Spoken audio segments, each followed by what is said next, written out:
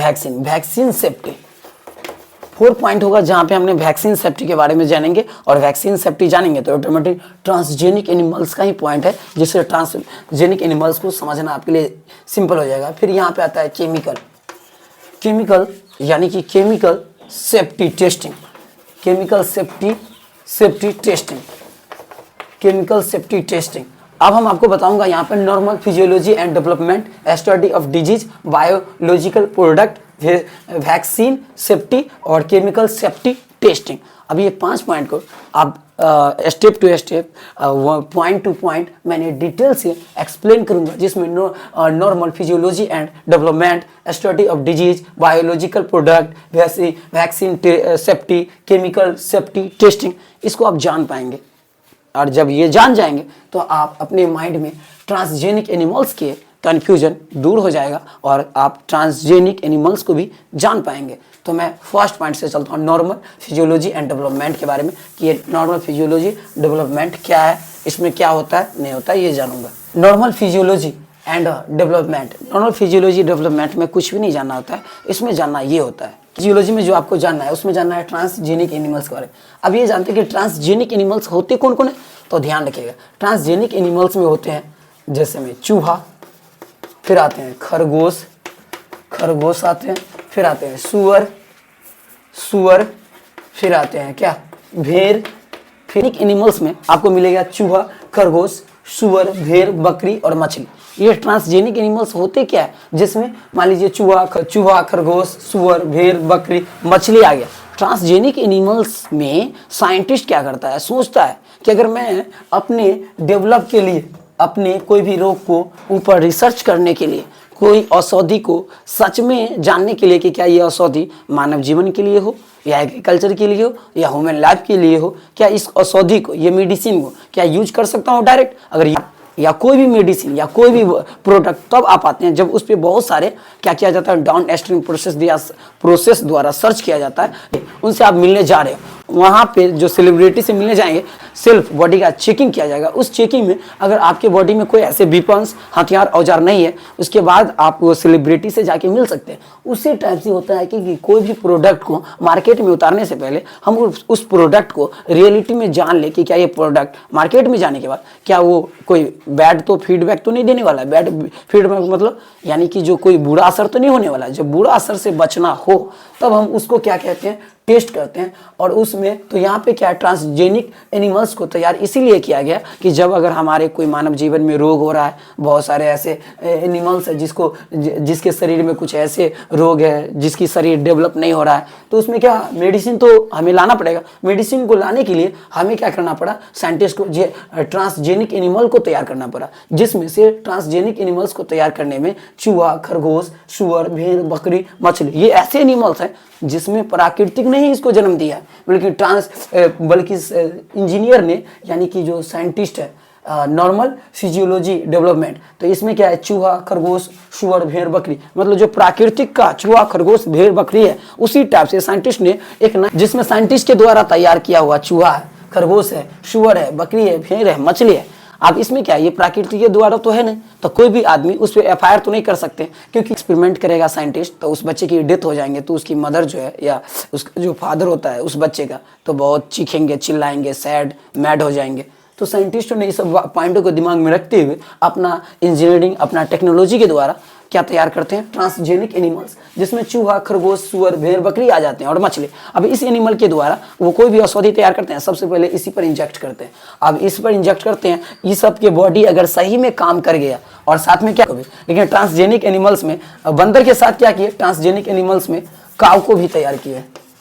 Transgenic animals जो scientist के द्वारा जो तैयार किया गया उसको हम बोलते हैं काऊ, बंदर, मछली, सुअर, भेड़, बकरी, खरगोश, चूहा, ये सब हुआ इंजीनियर साइंटिस्ट के द्वारा तैयार किया गया। ऐसा जानवर, वैसा जीव जो सिर्फ साइंटिस्ट के यूज के लिए हो, एक्सपेरिमेंट के लिए हो, जिसपे साइंटिस्ट कोई भी टीका को मनुष्य में लगाने से पहले इस ट्रांसजेनिक एनिमल्स पर इंजेक्ट करता है। और जब ट्रांसजेनिक एनिमल्स पर इंजेक्ट करने के बाद उस पर कोई बुरा असर नहीं होता है, उस पर कोई गलत प्रभाव नहीं होता है, तब वो इंजेक्शन को बंदर पर इंजेक्ट करता है। फिर बंदर पर भी कोई भी उसका बैड इफेक्ट नहीं होता है, उसके बाद मनुष्य के लिए उसको यूज में दिया जाता है, मार्केट में लाया जाता है। ट्रांसजेनिक एनिमल्स अगर समझ गए होंगे तो इसका एक डिफिनीशन होता है, वो समझा देता हूँ तो आपको और क्लियर हो जाएगा। ट्रांसजेनिक एनिमल्स में बताया जाता है कि ऐसा जंतु जिसमें परिचालन के द्वारा डीएनए स्थित, जो ऐसा जंतु तैयार किया गया जिसमें परिचालन के द्वारा उसमें डीएनए को स्थित किया गया, और उसमें क्या है कि अपना एक लक्षण हो गया, सुअर जैसा, खरगोश जैसा, चूहा जैसा, इस सबको ट्रांसजेनिक एनिमल्स कहा जाता है। अब ट्रांसजेनिक एनिमल्स को क्यों तैयार किया? नॉर्मल फिजियोलॉजी एंड डेवलपमेंट में समझ गए होंगे कि एक नए कंडीशन में एक जीव को तैयार किया गया। वो जीव का इस्तेमाल कहाँ किया जाएगा, वो आगे पॉइंट में जानते हैं। डीजे यानी study of disease, study of disease scientist हुआ, और साइंटिस्ट को लग रहा है क्या कि मुझे औषधि तैयार करना है। औषधि मतलब औषधि, औषधि मतलब होता है मेडिसिन, जिसको जड़ी बूटी। औषधि क्या होते हैं? बहुत महंगा होता है, महंगा मतलब कॉस्टली होता है। वो कॉस्टली औषधि को डायरेक्ट अगर कोई ह्यूमन बॉडी में इंजेक्ट कर देंगे, ह्यूमन बॉडी में, एक तो औषधि भी गया, कॉस्टली औषधि भी गया फालतू में, और साथ में ह्यूमन बॉडी डाई भी हो गया, तो बहुत बड़ा मैटर हो सकता है। इस मैटर को ध्यान में रखते हुए साइंटिस्ट ने क्या करता है, उस महंगा औषधि को चूहा के बॉडी में यूज करता है। सबसे ज़्यादा अगर उपयोग किए जाते हैं तो 90% चूहा का इस्तेमाल साइंटिस्ट करते हैं, और चूहा पर इंजेक्ट के अकॉर्डिंग जो लगता है, जो ट्रांसजेनिक एनिमल्स है उनमें से जिस पे उनको लगता है कि मुझे इस पे इंजेक्ट करना चाहिए, वो औषधि का कि क्या आता है इफेक्ट, इस्तेमाल करने के बाद, उपयोग करने के बाद, एक्सपेरिमेंट करने के बाद, प्रयोग करने के बाद कि रिजल्ट क्या आता है, उसके अकॉर्डिंग से वो मार्केट में प्रोडक्ट हम लोग के पास आ पाते हैं। तो यहाँ पे स्टडी ऑफ डिजीज। अब मैंने क्या कि यहाँ पे कोई औषधि बनाया, जो औषधि से हम क्या करेंगे, रोग का निदान करेंगे। अब ये रोग का निदान करने के लिए हम क्या करेंगे, औषधि बनाएंगे, तो ये महंगा होगा, महंगा होगा। कोई मनुष्य में दे देंगे कि हम बोलेंगे इस मनुष्य में मान लीजिए रोग है, और रोग को उपचार करने के लिए मान लीजिए मैंने एक औषधि बनाया, अभी रोग के तौर पे मैंने दिया कि रोग होगा, ये औषधि देना था, वो डाई हो गया। अब ये जब डाई हो जाएगा तो रोग भी नहीं हटा, डाई भी हो गया, तो क्या होगा, बेकार हो जाएगा। लेकिन अगर यही औषधि को अगर मैं महंगा भी है और कोई चूहा क्लियर हो पाया कि ह्यूमन की बॉडी से जो रोग होगा डिजीज, वो डिजीज हट जाएगा और ह्यूमन की डाई नहीं होगा, ह्यूमन बच जाएंगे। इसीलिए हमारे बॉडी में अगले पॉइंट पे बढ़ता हूँ, वहाँ पे ये जानूंगा कि ये कैसे हुआ कि चूहा में मैंने यूज करता हूँ, ऐसा कौन सा है रोग। तो देखिए एक रोग है, जैसे देखिए बताता हूँ, अर्थराइटिस बीमारी है, कैंसर हुआ, अर्थराइटिस बीमारी हुआ। अब कैंसर हुआ, अर्थराइटिस हुआ, हेमोफिलिया हुआ। इस रोग को दूर करने के लिए अब बात आती है क्या है कि जैसे कैंसर हुआ, अर्थराइटिस हुआ, हेमोफिलिया हुआ, उसको दूर करने के लिए तो कैंसर, अर्थराइटिस इस जैसे ऐसे खतरनाक बीमारियों को दूर करने के लिए जो औषधि तैयार किए जाते हैं, उसको चूहा और ये खरगोश और चूहा के अकॉर्डिंग पे, चूहा के बॉडी से वो रोग जब जैसे हेमोफिलिया रोग खत्म हो गया, एंटीबायोटिक तैयार हुआ, जो औषधि तैयार हुआ, वो औषधि को अब ह्यूमन लाइफ में भी हम यूज कर सकते हैं। इस तरह से स्टडी ऑफ डिजीज पे स्टडी करने के लिए हमने ट्रांसजेनिक एनिमल्स का उपयोग करते हैं, जिससे क्या होता है कि प्राकृतिक का कोई भी जीव में क्षति नहीं होते हैं और उसका भी हानि नहीं होता है। अब हम नेक्स्ट पॉइंट पे चलते हैं और जानते हैं बायोलॉजिकल प्रोडक्ट के बारे में।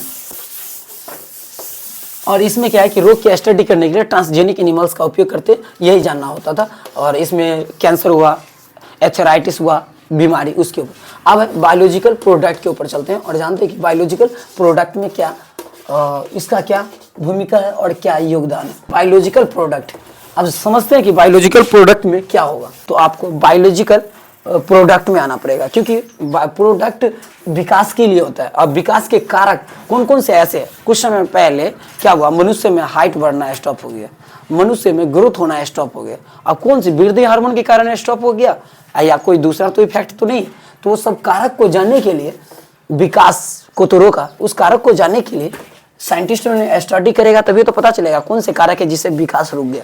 अभी विकास जो रुका उसमें कारक कौन है, उसको स्टडी करने के लिए साइंटिस्टों ने क्या करते हैं, स्टार्ट करते हैं प्रोडक्ट, विकास के कारक के रूप में हेल्प करता है। इंसुलिन भी एक ऐसा है प्रोडक्ट जिससे क्या होता है कि विकास के कारक में इस पे हेल्प होता है, जिससे ये पता चलता है कि ये इंसुलिन भी हमें इंसुलिन, जैसे किसी की बॉडी के शरीर में इंसुलिन बढ़ गया, अब इंसुलिन बढ़ गया तो एक इंसुलिन तो ऐसा है पदार्थ जिससे पता चला कि